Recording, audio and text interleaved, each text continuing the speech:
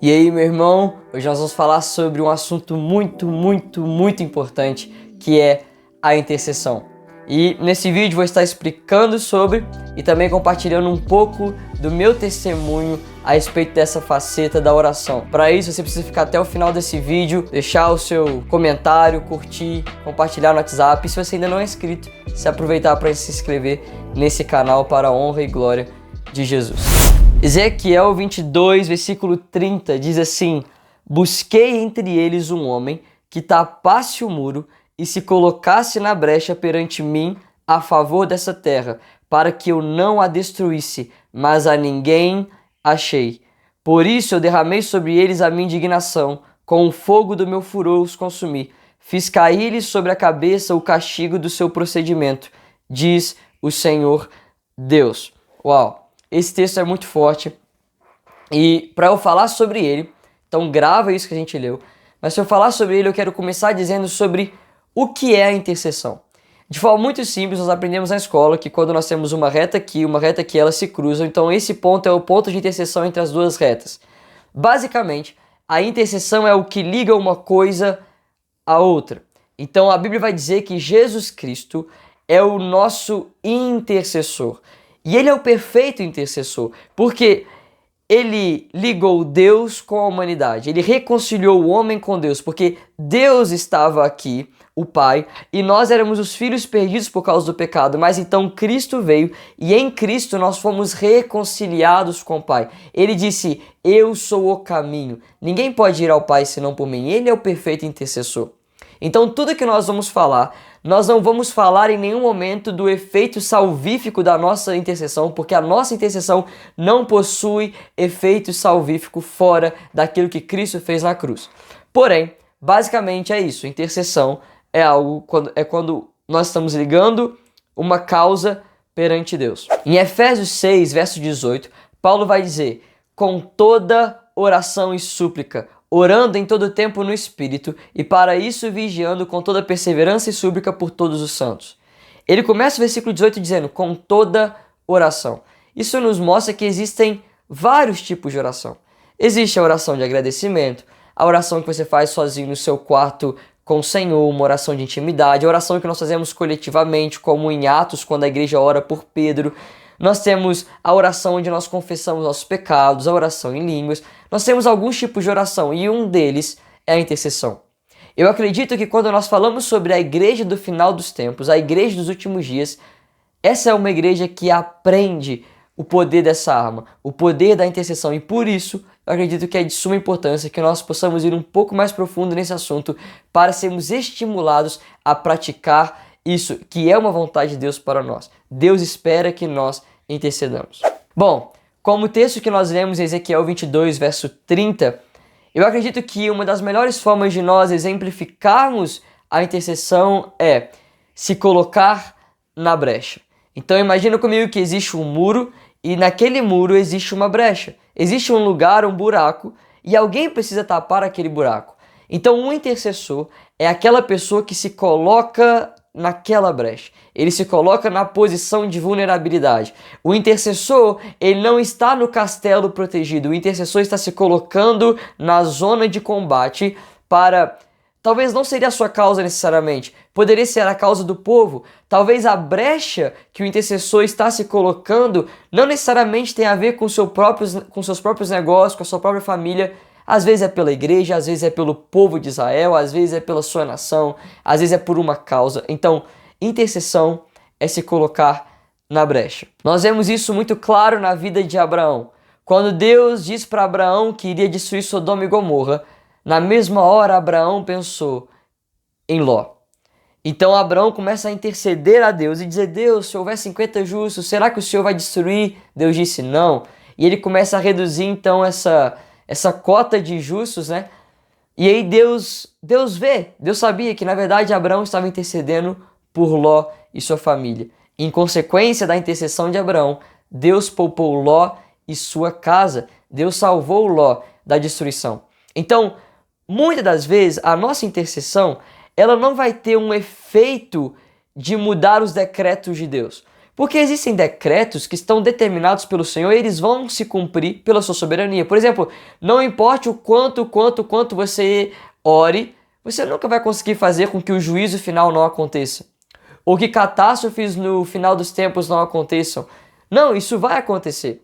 Então, entenda que a intercessão de Abraão, ela não fez com que Deus não destruísse a cidade, mas fez com que Ló e sua família fossem libertos de lá. Então isso é muito importante. Nós entendemos que a nossa intercessão, ela tem poder quando ela está ligada à vontade de Deus. Nunca haverá uma intercessão que vá sobressair a vontade do Pai e ser bem-sucedida. Um segundo exemplo de intercessor que nós temos na Bíblia é Moisés.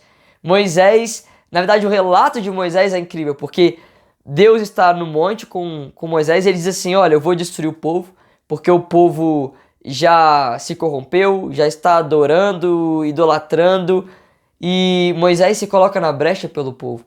Entende que Moisés não estava orando por si mesmo, porque o povo ia ser destruído, mas Moisés ia ser poupado, e dele seria feita uma grande descendência. Mas Moisés, ele estava olhando para o povo e ele teve compaixão. Então a intercessão ela nasce desse lugar de compaixão. E ele disse para Deus, olha Deus, lembra da sua aliança com Abraão. Então é legal isso, porque a Bíblia vai dizer que depois da intercessão de Moisés, Deus se arrependeu ou mudou de ideia daquilo que queria fazer com o povo. E aí você pode pensar, pô João, mas está entrando em contradição. Você acabou de falar que a nossa intercessão não muda os decretos de Deus, mas agora você está trazendo um exemplo onde a intercessão de Moisés fez com que Deus mudasse de ideia. Meus irmãos, não é bem isso que aconteceu. Moisés não estava dando uma ideia nova para o Senhor. Moisés estava apenas orando à vontade de Deus. Porque qual era a vontade de Deus para o povo? Era que eles fossem uma grande nação. A vontade de Deus era que de Abraão fosse uma grande nação e que essa nação fosse o seu povo. O que Moisés fez foi basicamente orar e clamar para que a vontade de Deus se cumprisse. Ele não disse, Deus, eu vou te dar uma ideia nova. Ele disse, lembra-te do que o Senhor disse para Abraão. Então, na verdade, o que Deus estava procurando naquele momento ali era um intercessor. Deus queria que Moisés se levantasse. Deus queria, como no texto que a gente leu em Ezequiel, que Deus está dizendo, eu procurei um intercessor que se levantasse para que eu não destruísse a terra. Então, na verdade, sempre que Deus ele vai trazer juízo, primeiro ele procura um intercessor. Ele procura alguém que vai se colocar na brecha. Ele procura alguém que vai se colocar para tampar a nudez do seu povo. E esse era Moisés, não apenas nesse momento, mas em várias outras vezes. Nós vemos Moisés de joelhos diante de Deus e do povo. Mas então agora eu quero falar sobre qual é o papel da igreja hoje, na atualidade, nesse sentido. Porque Jesus já veio e ele é o perfeito intercessor. E é tão incrível o ministério intercessório de Jesus e o quanto ele de fato vive isso, que ele não apenas foi o perfeito intercessor na cruz, mas a Bíblia vai dizer em Hebreus que ele vive hoje à destra de Deus para interceder por nós. Então, isso é incrível porque a Bíblia vai chamar Jesus de o nosso advogado. E é basicamente isso. Quando nós tropeçamos ou nós pecamos, o que Cristo faz diante do Pai é literalmente mostrar para o Pai o seu sangue derramado. Então, ele está ali pleiteando a nossa causa, ele está ali intercedendo pelos santos todos os dias e todos os momentos. Então, nós temos que, agora na nova aliança, a intercessão ela acontece no trono de Deus, porque Jesus está ali intercedendo pelos santos. Romanos capítulo 8 vai dizer que nós não conseguimos orar como convém, mas o Espírito Santo intercede por nós com gemidos inexprimíveis. Então, além de Jesus, a destra do Pai intercedendo por nós nos céus, nós temos agora o Espírito Santo na terra, dentro de nós, também intercedendo. Agora, se Jesus está intercedendo e o Espírito Santo está intercedendo, aonde está o papel da igreja em tudo isso? Bom, basicamente a Bíblia nos ensina que nós devemos orar pelos nossos governantes. A Bíblia nos ensina a gastarmos uma vida de intercessão por todos os santos. Então, Paulo era um exemplo de intercessor, né? Nas suas cartas você sempre vê ele dizendo, olha, eu não deixo de orar por vós, eu não cesso de orar por vocês. Então Paulo entendeu que mesmo que Jesus esteja intercedendo pela igreja, mesmo que o Espírito Santo também faça isso, nós devemos nos unir ao ministério de Jesus. Nós devemos ser cooperadores do ministério de Cristo e Deus espera sempre ver na terra um homem alinhado com o seu propósito para poder decretar com a sua própria voz aquilo que Deus está dizendo no seu trono. A Bíblia vai dizer em Amós 3,7 que Deus não fará nada na terra sem antes falar com seus servos, os profetas. Então, sempre que Deus vai fazer algo na terra, ele conta com o homem. A mesma coisa acontece na Nova Aliança. Quando Jesus ele foi levado até os céus e ressuscitou e foi levado até os céus, ele deixou o seu corpo na terra e o seu corpo na terra é a igreja. Então o Espírito Santo usa a nossa boca para interceder. Por que nós oramos? Nós oramos porque nós entendemos que a vontade de Deus já nos foi revelada em Cristo e nós precisamos declarar essa vontade de Deus nas regiões celestiais. Efésios 3, verso 10 vai dizer: para que pela igreja a multiforme sabedoria de Deus se torne conhecida agora dos principados e potestades dos lugares celestiais. Então, a sabedoria de Deus, a vontade de Deus, ela é agora conhecida através da igreja nos lugares celestiais. Então, quando nós oramos, nós estamos revelando a vontade de Deus para as regiões celestiais. Nós estamos decretando aquilo que já está no coração de Deus. E isso é poderoso demais. Entenda que o poder da nossa intercessão, ele está muito ligado com o quanto a nossa intercessão está alinhada com a vontade do Pai. Por isso que Jesus vai nos ensinar, quando ele vai nos ensinar a orar, ele começa dizendo: venha a nós o teu reino, seja feita a tua vontade assim na terra como no céu. O que é verdadeira intercessão? É isso. É quando nós estamos orando a vontade de Deus, quando nós estamos clamando para que seja feito na terra, no meu trabalho, na minha casa, na minha escola, na minha faculdade, no meu país, aquilo que Deus já estabeleceu no céu. E aí poderia se levantar muitas dúvidas, e uma delas é: João, mas se Deus é soberano, e se Ele pode todas as coisas, e se nada foge do seu controle, por que Ele precisa que nós intercedemos? Por que Ele precisa de uma igreja intercessória, se Ele pode fazer? E essa pergunta, ela surge de uma ignorância de um princípio muito claro nas Escrituras, que desde o início, desde Gênesis 1, 26, 27, quando Deus cria o homem, Ele estabelece um serviço de relacionamento. Então, Deus estabeleceu que Ele iria operar na terra através do homem. Por isso que Ele disse para Adão: eu te dou autoridade sobre todos os peixes do mar, sobre todas as aves do céu e sobre todo animal que rasteja pela terra. E o mandado do homem, de Deus para o homem, foi que ele governasse sobre a terra. Então, como que Deus governa a terra? Deus governa a terra através do homem. Como que Deus toca a terra? Deus toca a terra através do homem. Como é que nós vemos as curas acontecendo hoje na Nova Aliança? Jesus disse: colocarão as mãos sobre os enfermos e eles serão curados. Como que o enfermo é curado? Ele é curado através do poder do João? Não, porque o João não tem poder, mas o João coloca as mãos e ele entende que naquele momento o poder de Deus está sendo derramado. Isso é intercessão. Então, Deus, Ele quer fazer, Deus vai fazer e Ele é soberano e poderoso para fazer, mas Ele sempre levanta homens para cooperar com Ele no seu ministério. O fato de Deus ser soberano e autossuficiente não exclui o papel da igreja naquilo que Deus está fazendo na terra. Deus conta com a sua igreja para estabelecer o seu reino na terra. O próprio Jesus disse: o reino de Deus não vem com aparência visível, nem dirão Elo aqui ou Elo ali, mas o reino de Deus está dentro de vocês. Em Efésios 1, Paulo deixa claro que para que Cristo seja o cabeça de todas as coisas, de toda a terra, Deus o deu à igreja. Então a igreja é o meio pelo qual Deus governa sobre a terra hoje. Quando nós oramos, quando nós intercedemos, quando nós clamamos para que seja feita a vontade de Deus na nossa vida, nós estamos liberando decretos que já foram estabelecidos no trono de Deus. Meus irmãos, o que uma palavra de Deus não tem poder para fazer?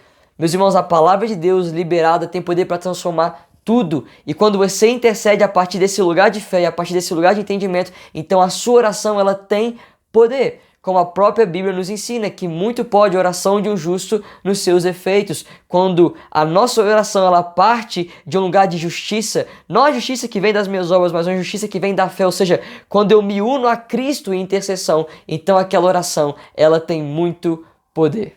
Na Nova Aliança, quando Pedro está preso na prisão, nós vemos que a igreja inteira se levantou para interceder. E olha o resultado dessa intercessão. Eles começam a interceder e então Deus envia um anjo. Aquele anjo liberta Pedro da prisão. Imagina você estando em uma prisão, os guardas são colocados para dormir, um anjo vem, te solta suas correntes, você anda, o portão, que nem havia portão automático naquela época, abre sozinho e você é liberto. Meus irmãos, olha o poder da intercessão daquele povo. Nós também temos o relato em Atos capítulo 4 de quando eles são perseguidos, Pedro e João, e avisado pelo Sinédrio para que não mais falassem de Jesus, a igreja inteira se colocou a interceder e a clamar por poder do Espírito Santo. E a Bíblia vai dizer que o lugar onde eles estavam reunidos tremeu. Meus irmãos, o poder da intercessão, ela não apenas era real na velha aliança, mas continua sendo real na nova aliança. Eu vou parar por aqui para que não fique muito grande o vídeo, mas eu tenho mais duas coisas para falar. Em Apocalipse nós vemos a visão das taças sendo cheias de incenso. E a Bíblia vai dizer que esse incenso é as orações dos santos. Na verdade, o próprio salmista já tinha dito que subatia a minha oração como incenso. Então a igreja dos últimos dias vai ser uma igreja que intercede. Vai ser uma igreja que a todo momento está enchendo as taças de Deus com orações. E a Bíblia vai dizer que quando essas taças ficarem cheias, elas serão derramadas. Então isso significa que Deus já tem um plano estabelecido para a sua volta, sim. Mas também significa que a igreja está unida com Deus nesse plano. E a nossa intercessão, ela tem poder para apressar a vinda de Cristo. Como 1 Pedro vai dizer, esperando e apressando a vinda do nosso Senhor. Tal é o poder da nossa intercessão. E agora a segunda coisa e última coisa que eu queria falar é, na verdade, um testemunho de algo que eu vivi na minha vida com relação a isso. Quando eu comecei a buscar o Senhor, uma das coisas que o Senhor me conduziu a fazer foi gastar tempo em oração. Então eu ia para um quarto vazio aqui de casa, fechava ele, colocava uma plaquinha na porta dizendo: não me interrompa, estou com meu pai. E eu começava a gastar momentos ali de intimidade com o Senhor, cantando, orando, confessando o pecado, pedindo perdão, querendo conhecer Jesus, ouvindo pregação, lendo um pouco da palavra. E nisso, quando eu comecei a me unir com Jesus em intimidade, o coração de Deus pelas escolas começou a se tornar o meu coração. E eu comecei a sentir a vontade de Deus para o lugar onde eu estava inserido. E aquilo começou a gerar em mim uma intercessão. Meus irmãos, a intercessão ela deve surgir de um lugar de intimidade, porque nós precisamos conhecer o coração do Pai para orarmos corretamente o coração do Pai. E eu lembro que eu me movia ali, às vezes, por minutos, por horas, clamando pela minha escola. Muitas vezes com lágrimas nos olhos, muitas das vezes cheio de catarro, muitas das vezes em gritos, muitas das vezes com gemidos.